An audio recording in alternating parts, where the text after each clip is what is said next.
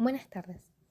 Vamos a presentar el día de hoy el portafolio número 1 de Análisis Matemáticos 2, de funciones vectoriales, hecho por Priscila Pugnaloni y Axel Tenemos Hurtado. Un pequeño índice de los temas que vamos a tratar el día de hoy. Como introducción, primero tenemos que saber qué es una función vectorial. Bueno, una función vectorial es una regla de asignación que utiliza un número real t y nos entrega un vector que puede existir en el plano R2 o en el espacio R3. Este mismo se representa como R de t, donde cada componente es una función escalar. Estas funciones permiten describir curvas, trayectorias o movimientos en el plano o en el espacio. Seguimos con el dominio de una función vectorial.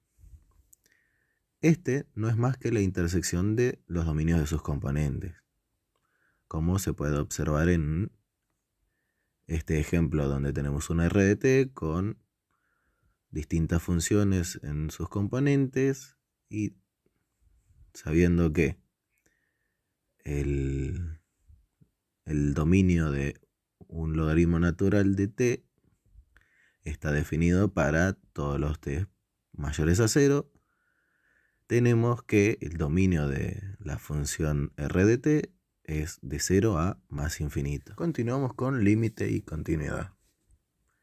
Bueno, nosotros sabemos que igual al dominio, los límites se tienen que calcular componente a componente, ya que de no existir en alguna de las componentes de no existir el límite en alguna de las componentes, no existiría como tal el límite de la función vectorial r de t. Y bueno, continuidad, nosotros tenemos que saber que si existe el límite de r de t, y también existe la función r de t evaluada en ese punto, nos garantiza de que no haya saltos ni interrupciones en la La trayectoria. intersección de dos curvas vectoriales significa que las curvas se crucen en algún punto o puntos. Esto ocurre cuando existen valores de los parámetros t sub 1 y t sub 2 para las funciones vectoriales r de 1 t sub 1 y r de 2 t sub 2, tales que estas sean iguales. En otras palabras, los puntos de la curva coinciden en el espacio, pero no necesariamente coinciden en el tiempo. Aquí tenemos un ejemplo. Tenemos la función r de t, que se conforma por t y t más 1, y r de s, que se conforma por 5 menos s, 3s menos 3. El primer paso es igualar término a término. Igualamos r de t a r de s, los componentes de x con x y los componentes de y con y. T igual a 5 menos s y t más 1 igual a 3s menos 3. Luego lo que vamos a hacer es resolver el sistema de ecuaciones para despejar t y s. Primero, despejamos a t y reemplazamos en la siguiente donde está t con 5 menos s. De ahí despejamos y nos va a quedar que s vale 9 cuartos y t vale 11 cuartos. Luego lo que hacemos es que reemplazamos en cada función el valor de s en la función de s y el valor de t en la función de t. Esto nos va a dar 2 puntos, que si estos coinciden, como es el caso, significa que hay una intersección, que es el punto en el cual nos dio. En este caso es 11 cuartos en x y 15 cuartos en y. Ahora vamos con la colisión. La colisión de funciones vectoriales describe el choque entre dos objetos que se mueven a lo largo de la trayectoria representada por las funciones vectoriales. Para determinar si dos objetos colisionan, o partículas, se evalúan las funciones vectoriales en el mismo instante de tiempo y se comprueba si los puntos correspondientes son los mismos. Si lo son, se produce una colisión. Aquí tenemos un ejemplo. Tenemos las funciones r sub 1 de t y r sub 2 de t. En este caso las variables son iguales, pero de no serlo tenemos que cambiar las variables de una función para que lo sean. Igual que la intersección, igualamos componente a componente. Nos va a quedar 3t menos 1 igual a 2t más 1, que son los componentes de x de ambas funciones, y t al cuadrado igual a t cuadrado, que son los componentes en y de ambas funciones. Despejamos, en mi caso despejamos en la primera ecuación, y nos queda que t es igual a 2, lo cual también se cumpliría en la siguiente ecuación. Reemplazamos en x y en ambas funciones nos va a dar que x vale 5. Y luego si reemplazamos en y nos va a dar que y es igual a 4. Como ambos son iguales, esto significa que coinciden en el espacio y en el tiempo, por lo que sí hay una colisión. Ahora vamos con las derivadas. La derivada de una función vectorial representa el vector tangente a la curva descrita por la función en un punto específico. Para calcular la derivada de una función vectorial r de t, se deriva cada componente por separado. La derivada de una función vectorial tiene aplicaciones en física, ingeniería y otros campos, donde se utiliza para calcular la velocidad, aceleración y otras cantidades relacionadas con el movimiento. Aquí tenemos la fórmula, que es la derivada de x de t sobre la derivada de t, y así sucesivamente con cada componente. Tenemos un ejemplo de aplicación que tenemos la función t cuadrado y t al cubo, que derivándola nos quedaría 1, 2t y 3t cuadrado. Como dijimos anteriormente, se deriva componente a componente. Bueno, ahora vamos a proceder a ver notación de derivadas. En este caso tenemos la de Leibniz, Lagrange y Newton, pero hay muchas más como la de Jacobi u Euler. Vamos a empezar con la de Leibniz, que en este caso se compone por la derivada de y sobre la derivada de x. La notación de Leibniz lo que nos aporta mucho es claridad, ya que permite identificar claramente la variable con respecto a la cual se está derivando. También es muy útil para derivadas parciales por su flexibilidad. Luego tenemos la notación de Lagrange, que se caracteriza por el palito que tiene al lado que se llama prima. La notación de Lagrange es compacta y fácil de entender, especialmente cuando se trabaja con funciones de una sola variable. Y por último tenemos la notación de Newton. La notación de Newton, también conocida como la notación de fluxiones, utiliza un punto sobre la variable para representar la derivada respecto al tiempo.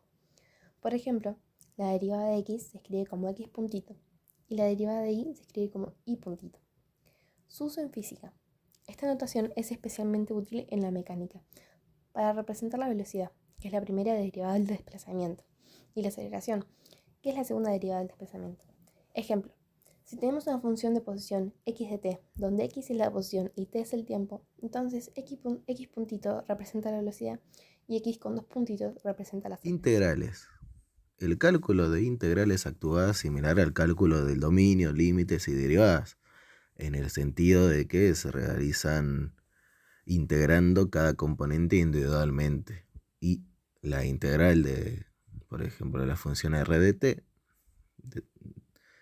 sería la integral de f de t, la integral de g de t y la integral de h de t. La longitud de arco. La longitud de arco de una función vectorial se calcula integrando la magnitud de la derivada de la función vectorial con respecto al parámetro. En esencia, se trata de encontrar la longitud de la curva descrita por la función vectorial en un intervalo dado, es decir, representa la distancia recorrida por una partícula. Ahora vamos con un ejemplo. Tenemos la función r de t que se conforma por t cuadrado y t cubo. Primero le sacamos la derivada, que lo hicimos anteriormente en esta presentación. Nos queda 1, 2t y 3t cuadrado. A eso le sacamos la norma. Nos va a quedar raíz de 1 más 4t cuadrado más 9t cuadrado. Por último, vamos a realizar una integral definida entre el intervalo 0 y 1, que nos va a dar como resultado que la longitud de arco es aproximadamente 2,45. Ahora vamos con función de longitud de arco, que no es lo mismo que la longitud de arco. Esta función, notada a menudo como s de t, relaciona la longitud de arco s con un parámetro t. Generalmente es el tiempo. Permite calcular la longitud de arco recorrida desde el punto inicial hasta cualquier otro punto de la curva a medida que el parámetro varía. Lo que se hace en este caso es hacer un cambio de variable de t a cualquier otro parámetro. En este caso es u, pero también puede ser, por ejemplo, lambda o tau. Ahora vamos con un ejemplo. Tenemos la función r de t que se conforma por coseno de t y seno de t. Lo primero que hacemos es realizar la derivada. Nos quedaría menos seno de t y coseno de t. A ese resultado le aplicamos la norma. Nos quedaría raíz de seno de t más coseno de t al cuadrado, ambos miembros. Este resultado, debido a las identidades trigonométricas, nos va a dar 1. Raíz de 1 es igual a 1. Por lo que ahora, al tener ese resultado, lo aplicamos en una integral definida entre 0 y t. El integral de 1 nos va a dar t. Evaluada también nos va a dar t. Entonces, la función longitud de arco es s de t igual a t. La función es, por último, vamos con parametrización por longitud de arco. La parametrización por longitud de arco es un método para escribir una curva utilizando la longitud de arco como parámetro. En lugar de utilizar un parámetro arbitrario como t, se utiliza la distancia recorrida a lo largo de la curva como medida de avance en la curva. Vamos con un ejemplo para que sea más fácil de entender. Nuevamente tenemos la función coseno de t y seno de t. Realizamos la derivada, que es menos seno de t y coseno de t, aplicamos la norma y como vimos anteriormente nos va a dar 1. aplicamos la función longitud de arco y nos va a dar t. A esto hay que sacarle la inversa, es decir, nos quedaría que t de s es igual a s.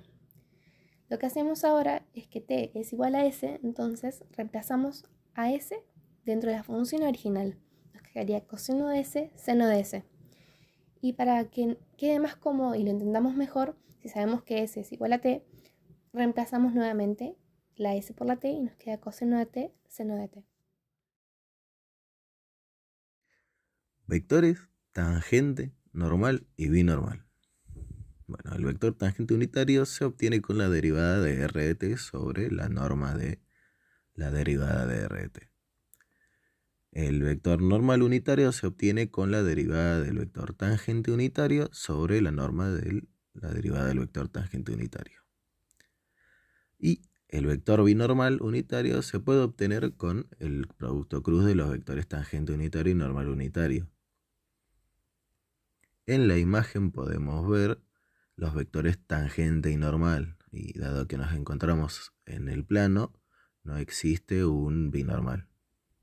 Y de existir, estaría mirando para la pantalla o para atrás de la pantalla. Gracias a que los vectores unitarios t, n y b forman una base ortogonal, se puede hacer un nuevo espacio que, en vez de utilizar los versores canónicos que ya conocemos, i, j, k, podemos usar los versores t, n y b, ya que t, n y b, como nosotros sabemos de su cálculo, son los tres vectores unitarios. Bueno, utilizando estos podemos obtener un triedro de Frenet-Serret con los planos normal, con vector normal tangente, rectificante, con un vector normal normal, y el osculador, con el vector normal binormal. Siguiente, vamos a ver el estudio del movimiento en el espacio. Bueno, si nosotros tenemos en cuenta que r de t es la manera de expresar el movimiento de una partícula en el espacio, podemos decir que la velocidad, calculada derivando la función r de t, y que si evaluamos este vector nuevo, b de t, podremos obtener vectores tangentes a la curva r de t, siendo estas las velocidades instantáneas en esos puntos evaluados. También, si nosotros queremos saber la rapidez de la partícula, lo que tendremos que hacer es calcular la norma o magnitud del vector b. También podemos decir que la aceleración calculada derivando de b de t y que evaluando este vector a de t, aceleración, podremos saber la razón de cambio de la velocidad con respecto al tiempo. Usos en la física. Bueno, con lo anteriormente mencionado podemos utilizarlo a nuestro favor, sabiendo la segunda ley de Newton, que dice que una fuerza es proporcional al producto de la masa y su aceleración. O lo que es lo mismo, F de t igual a m por a de t. También podremos utilizar lo anteriormente visto para realizar ejercicios de tiro ubicuo de manera levemente más compleja del que se ve en Física 1, ya que podremos ampliarlos al espacio, ya que en Física 1 solo vemos ejercicios en el plano. Bueno, como ejemplo vemos que las ecuaciones paramétricas de las trayectorias son las siguientes. Y también vemos un gráfico representando esas ambas ecuaciones. Descomposición de la aceleración.